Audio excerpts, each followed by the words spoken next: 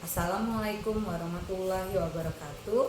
Saya Reni Kuntari, calon guru penggerak angkatan 9 dari SMP Negeri 7 Tungkal Ulu, Kabupaten Tanjung Jabung Barat, Provinsi Jambi. Nah, baiklah, kali ini saya tidak sendiri. Saya ditemani oleh Ibu Tati Sumira, pengampu mata pelajaran IPS SMP Negeri 7 Tungkal Ulu. Assalamualaikum warahmatullahi wabarakatuh, Ibu Tati. Waalaikumsalam warahmatullahi wabarakatuh, Bu Ren. Bagaimana kabarnya hari ini, Ibu? Alhamdulillah sehat walafiat. Semangat ya, Bu. Alhamdulillah. Nah, hari ini kita akan mengadakan percakapan praobservasi sebelum nantinya saya akan mengamati jalannya proses pembelajaran yang Ibu lakukan di dalam kelas, atau sebelumnya saya melakukan supervisi kelas ya, Bu. Baik, Bu.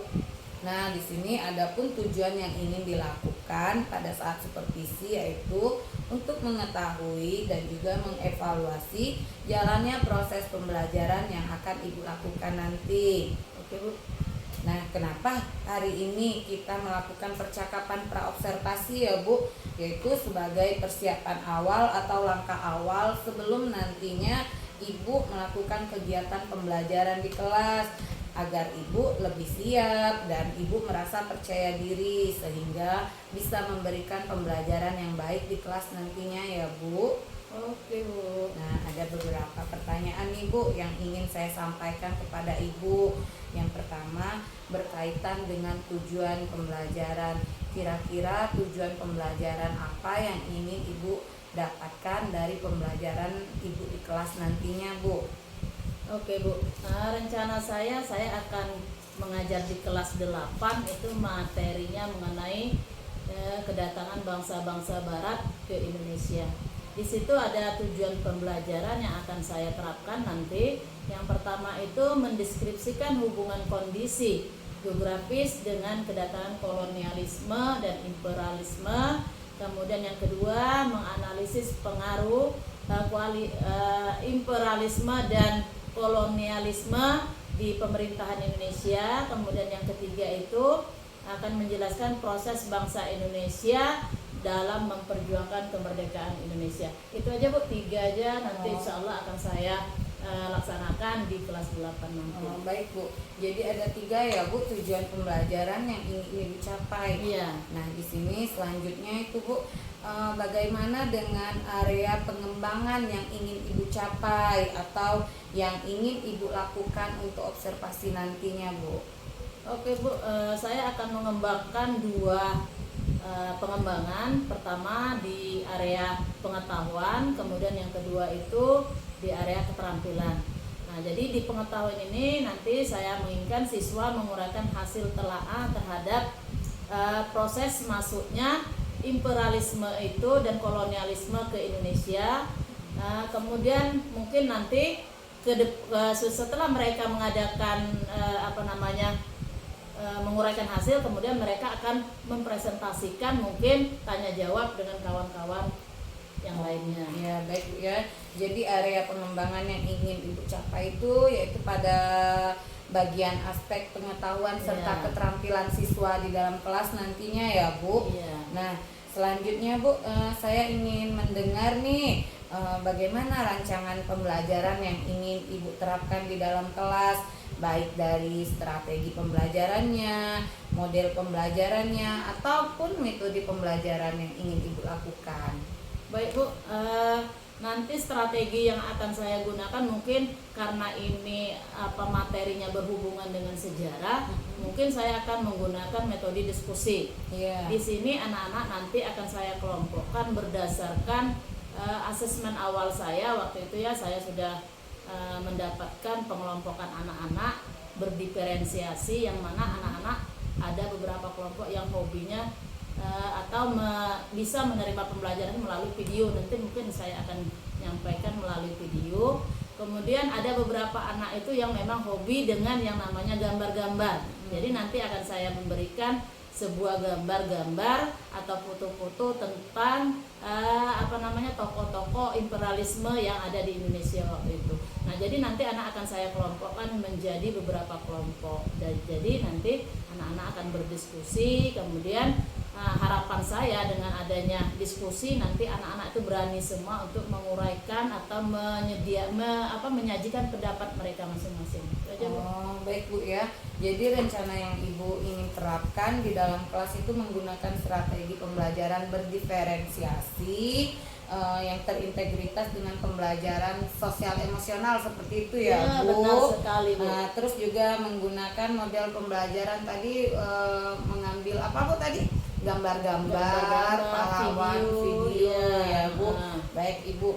Nah, kemudian itu penugasan dan juga tanya jawab ya Bu untuk ini betul. Metode diskusi kelompok ya Bu ya.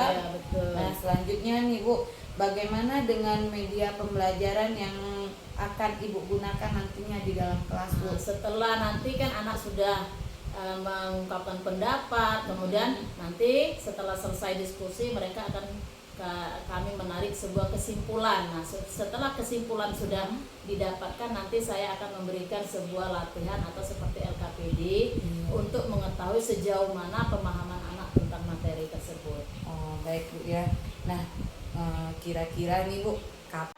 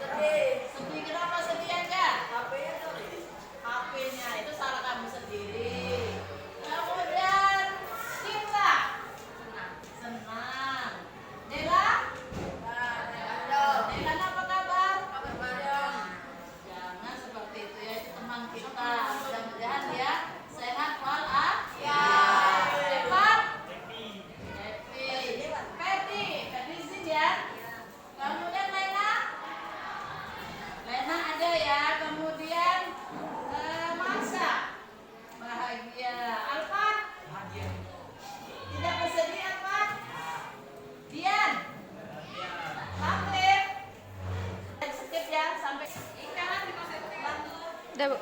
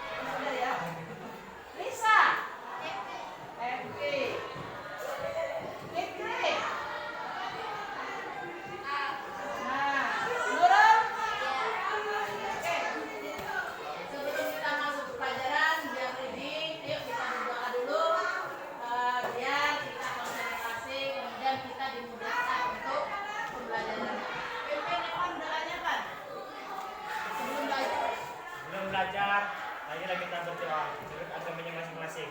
Doa mulai. Doa selesai. Oke, terima kasih.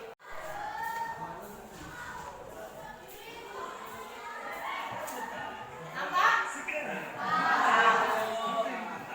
Kedatangan bangsa-bangsa barat ke Indonesia. Letak geografis Indonesia menjadi memiliki bahasa Indonesia sejak dahulu. Selain memiliki tanah yang subur, letaknya yang strategis menjadikan Indonesia sebagai jalur perdagangan dunia. Berbagai keunggulan yang dimiliki bangsa Indonesia menjadi salah satu pendorong bangsa-bangsa asing untuk datang ke Indonesia. Bukan hanya bangsa-bangsa Asia, bahkan bangsa-bangsa Eropa yang jaraknya ribuan kilometer dari Indonesia. Sekarang timbul pertanyaan, mengapa bangsa-bangsa Barat berbondong-bondong datang ke Indonesia ya? Kekayaan apa saja yang mendorong kedatangan bangsa-bangsa Barat ke Indonesia? Eits, sebelum kita lanjutkan materinya, buat kamu yang belum subscribe dulu yuk dan nyalakan lonceng notifikasinya. Kalau sudah, terima kasih ya. Oke, kita lanjut ke videonya.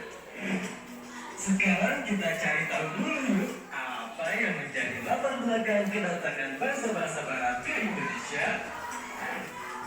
Coba kalian perhatikan gambar berikut ini. Gambar ini menunjukkan salah satu kekayaan yang dimiliki oleh Indonesia, yaitu rempah-rempah.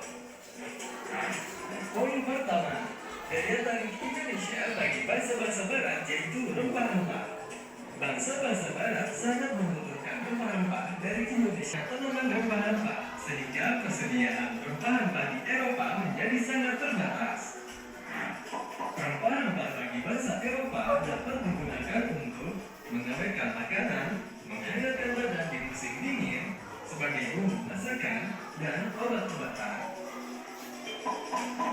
Negara-negara tropis seperti Indonesia kaya akan rempah-rempah, sehingga bangsa-bangsa Barat berusaha untuk Kalian mau nonton tadi tentang latar belakang bangsa-bangsa Eropa datang ke Indonesia, itu sudah dijelaskan di video tadi.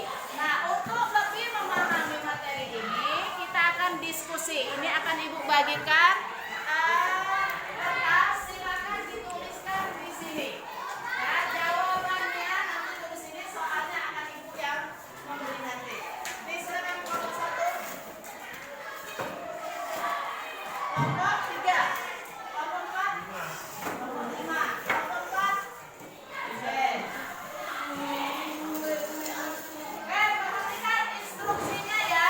Perhatikan instruksinya.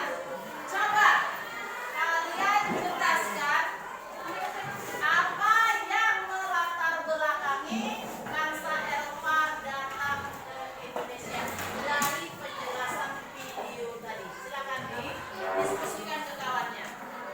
Apa yang membuat atau apa yang melatar belakangi bangsa Eropa tiba di Indonesia? Ya, ada 3 faktor dia itu. Kamu jelaskan. Contoh, ya misal karena Indonesia itu ada rempah-rempah. Kamu jelaskan. Materi selanjutnya ya mengenai pengeboman negara Jepang. Pengeboman negara Amerika ke Jepang ya. Oke, silakan dibaca, kemudian PR-nya jangan lupa. Ada pertanyaan? Ya. Tidak ada, kita akhiri. Wassalamualaikum warahmatullahi wabarakatuh. Waalaikumsalam warahmatullahi wabarakatuh. Assalamualaikum warahmatullahi wabarakatuh. Selamat siang Bu Tati. Waalaikumsalam warahmatullahi wabarakatuh. Selamat siang, Bu. Alhamdulillah Bu ya, kita tadi sudah memasuki kegiatan observasi dan kali ini saya akan memasuki kegiatan pasca observasi. Nah, namun sebelumnya nih, apa kira-kira kabar Bu Tati hari ini? Alhamdulillah sehat walafiat, lega rasanya Bu. Lega. Bagaimana perasaannya Bu? Ya dikatakan sudah lega karena memang tugasnya sudah dijalani. Jadi kalau perasaan yang ditanya mengenai hari ini tuh puas lah Bu. Alhamdulillah ya Bu. Nah gini Bu, menurut Ibu apakah proses pembelajaran yang sudah Ibu lakukan tadi berjalan sesuai dengan perencanaan yang sudah Ibu buat seperti pra observasi kemarin Bu? Perasaan saya alhamdulillah sudah saya kerjakan. Mungkin walaupun tidak saya pungkiri masih ada yang sedikit Ya. ya. Oke. Nah, hal-hal apa saja Bu yang membuat Ibu merasa puas dan merasa tidak puas atas kegiatan yang sudah kita laksanakan tadi itu Bu? Pertama mungkin sebagian siswa sudah menunjukkan progres yang signifikan dalam hal diskusi itu, walaupun ada beberapa anak yang memang walaupun sudah kita tentukan dari awalnya anak ini harus aktif dalam berbicara, tapi dalam kenyataan yang kita dapatkan di kelas masih saja itu terjadi, walaupun sudah kita seminimal mungkin kita hindarkan supaya anak itu walaupun salah dalam memberikan pendapat, tapi saya itu berharap anak-anak itu berani, tetapi masih ada beberapa anak yang Tidak aktif. iya sangat mahal suaranya Bu. Oke Bu, dari pengamatan tadi itu Bu, bagaimana ketercapaian kompetensi siswa itu?